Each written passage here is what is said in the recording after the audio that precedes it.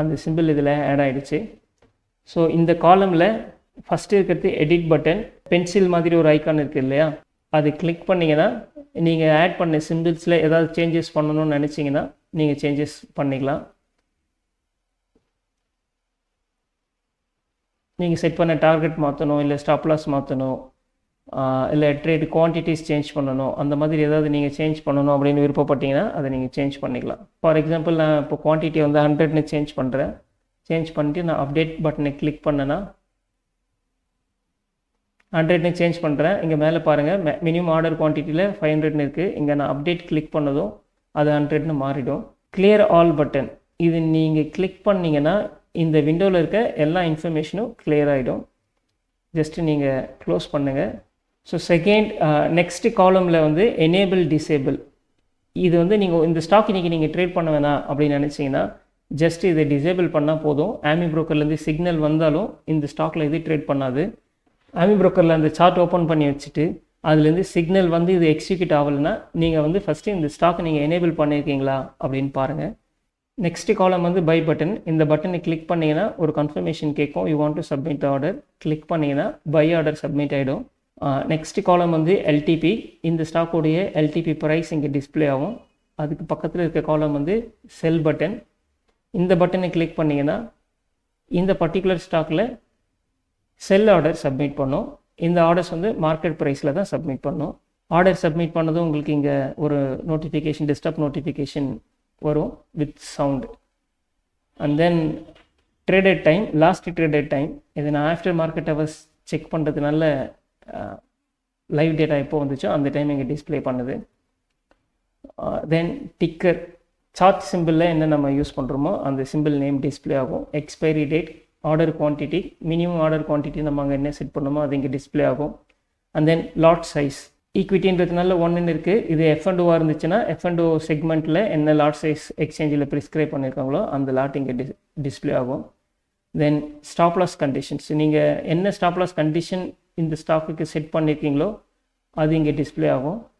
தென் targets, target 1 5000 set பண்ணியிருக்கோம், trailing stop loss 3000 set பண்ணியிருக்கோம், exit quantity வந்து 50% செட் பண்ணியிருக்கோம்.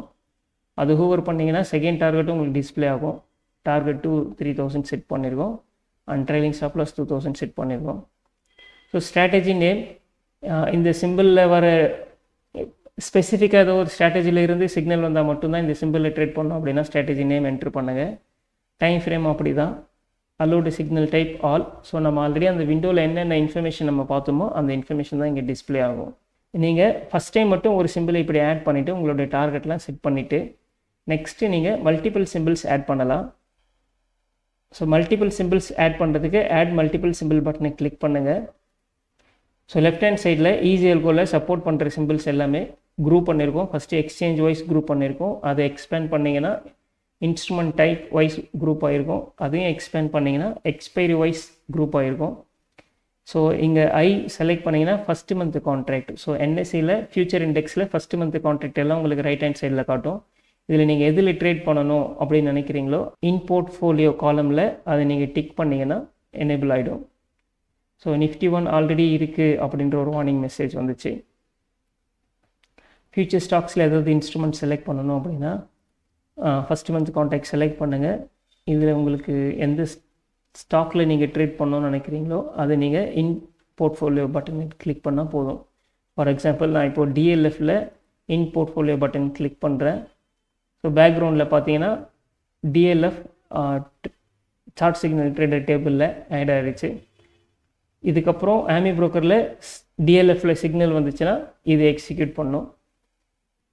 சிமிலர்லி ஸ்டாக்ஸில் ஏதாவது ஆட் பண்ணணும், ஆப்ஷன்ஸில் ஏதாவது ஆட் பண்ணணும் அப்படின்னா நீங்கள் ஃபில்டர் யூஸ் பண்ணி ஈஸியாக அந்த பர்டிகுலர் எக்ஸ்பைரி டேட் ஆப்ஷனை செலக்ட் பண்ணி அதில் ஸ்ட்ரைக் ப்ரைஸை நீங்கள் சூஸ் பண்ணலாம்.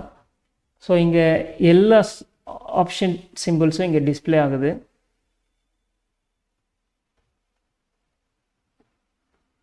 நீங்கள் ஒரு ரேஞ்ச் மட்டும் ஒரு ரேஞ்ச் ஆஃப் ஸ்ட்ரைக் ப்ரைஸஸ் மட்டும் இங்கே உங்களுக்கு வேணும் அப்படின்னா அதை நீங்கள் டைரெக்டாக 24,500-25,000 அப்படின்னு நீங்கள் இந்த ரேஞ்ச் டைப் பண்ணணும். ஸ்டார்டிங் ரேஞ்ச் -எண்ட் ரேஞ்ச் அந்த நம்பரை நீங்கள் டைப் பண்ணிங்கன்னா நீங்கள் எந்த ரேஞ்சுக்குள்ளே நீங்கள் டைப் பண்ண ரேஞ்சுக்குள்ளே இருக்கிற ஸ்ட்ரைக் ப்ரைஸஸ் மட்டும் இங்கே டிஸ்பிளே பண்ணும். நீங்கள் எல்லாத்தையும் செலக்ட் பண்ணிவிடும்.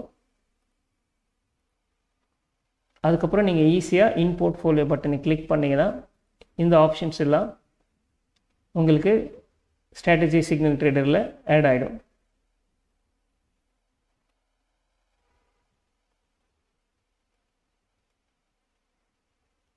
உங்களுக்கு எந்த ஸ்ட்ரைக் ப்ரைஸஸ் வேணுமோ அதை மட்டும் டிக் பண்ணிங்கன்னா உங்களுக்கு அது ஸ்ட்ராட்டஜி சிக்னல் ட்ரேடரில் ஆட் ஆகிடும்.